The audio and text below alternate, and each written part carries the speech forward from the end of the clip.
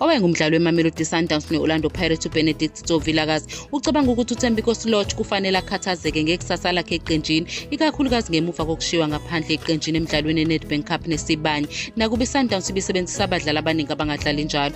uLorch ojoyina iSundowns ngoJanuwari nyakenye wadlala imidlalo engu-14 washaya amagoli amahlanu kuyona yonke imiqhudelwano, kodwa kule sizini lo mdlalo wakhe wagijima ku-Orlando Pirates wehle kakhulu.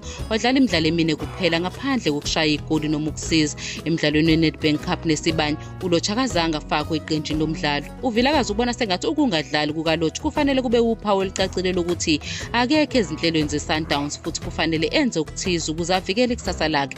Uphakamisa ukuthi uLorch kufanele akhulume ne-agent yakhe futhi abheke ezinye izinketho, mhlampe ukubolekiswa eqenjini lapho ulwazi lwakhe lungaba usizo. uVilakazi ugcizelela ukuthi isipiliyoni sibalulekile kweminye imidlalo, uLorch kumele azinake lezi zimpawu. uVilakazi uphinde waveza ukuthi ebholeni isikhathi somdlali eklabhini singashesha ukuphela namathuba amancane uma kuvalwe iwindi lokuhwebelana ngabadlali. Weluleka uLorch ukuthi alawule isimo sakhe kungakabi late.